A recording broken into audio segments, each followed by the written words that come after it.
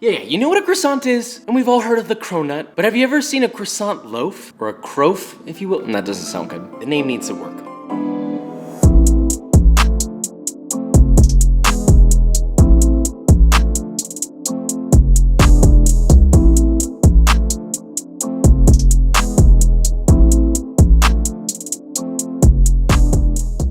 Okay, so we're making a loaf version of the humble croissant.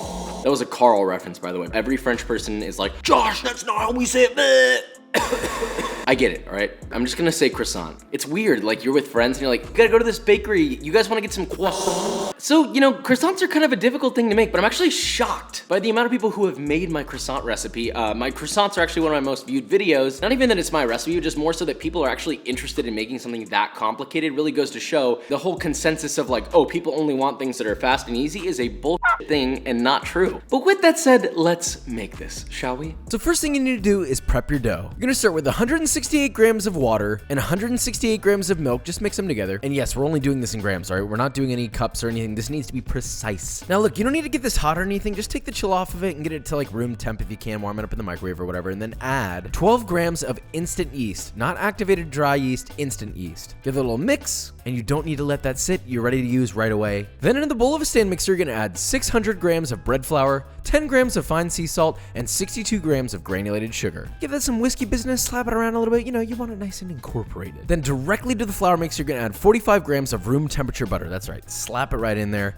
We haven't even added anything yet. Put that on your stand mixer, mix it on medium-low speed. Add in your liquidy yeast mixture, that sounds gross, and then let it mix until it comes together, and then continue mixing for about 3 to 4 minutes.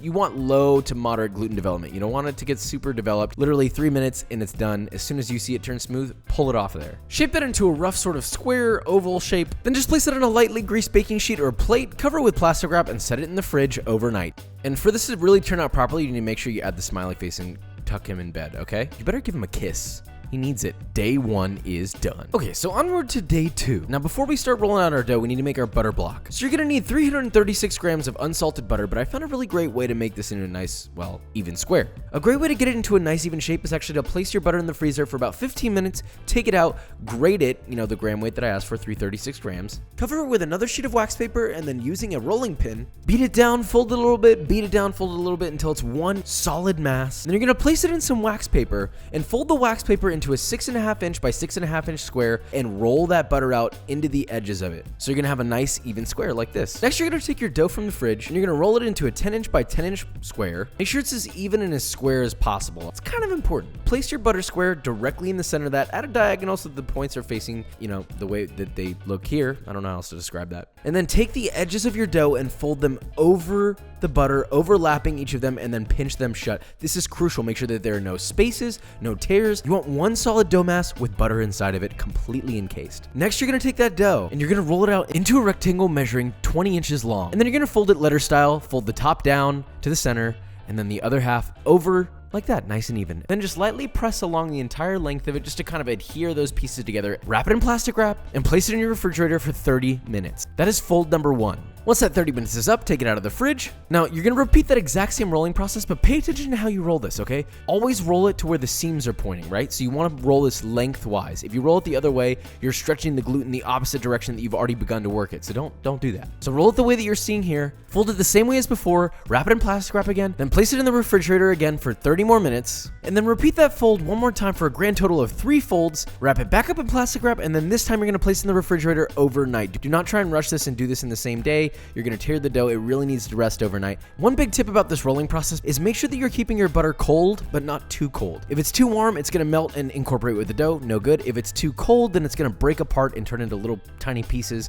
because it's just crumbling. You want it to be cold but pliable. Okay, so now we're on day 3, which is the easiest day of them all. So you're gonna take your dough back out, begin rolling it like you were before, but only roll it about 10 inches long, then divide the dough in half. And you're gonna roll each of those halves into 10 by 12 inch rectangles, which, by the way, you may have to rest these in between. If they're rolling and they won't seem to roll out very much and they keep kind of like suctioning back, then let them rest in the refrigerator for 20 minutes in between rolling. Now, once you can roll them out properly, cut each sheet into 4 3-inch wide segments. So a grand total of 8 strips. Grease some 9x4 loaf pans, and then you're gonna take those strips of dough, and then starting from the end closest to you, you're gonna tightly roll them all the way up. Don't apply too much pressure, you just wanna wind them up decently tight. And repeat that with all your strips. You should be able to fit 4 rolls into a pan, with the cut side facing out. That little tail you got there, yeah, you want that to be touching the bottom, because if they're facing the top, they're gonna unfold and go all over the place. You don't want that. Then we're gonna make an egg wash consisting of 1 egg and a small splash of water. Whisk that together, and then brush the top of your loaves nice and evenly, and then let them sit at room temperature for 2 hours to rise.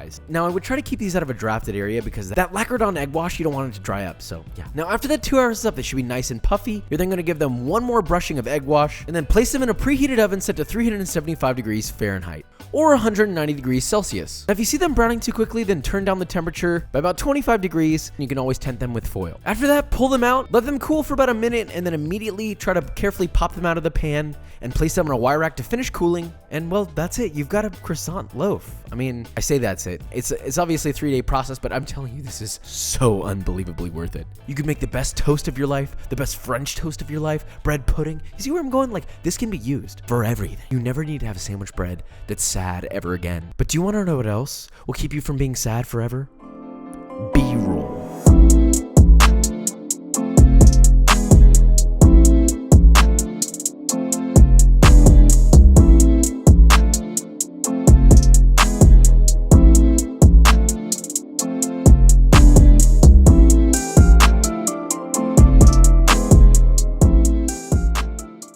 Guys, and that is it. So, croissants, but in the form of a loaf. If you don't see the beauty in that, I don't know what else I can do for you. If you like loaves of bread and you like croissants, they've had their love child, then you are looking at, arguably, one of the most deliciously versatile breads of your life. That about sums it up. You give somebody some French toast that was made with croissants, they're probably gonna drop to one knee right away and ask you to marry them. If you were thinking I was gonna say something else, you have a dirty, dirty mind, and get that out of here. I'm gonna be in New York in a few days from this upload, and I'm gonna be with a very special person, and I cannot reveal who that is, but you'll know soon enough. With all that said, if you enjoyed this video or you learned something, leave a like, subscribe, and I will see you next time.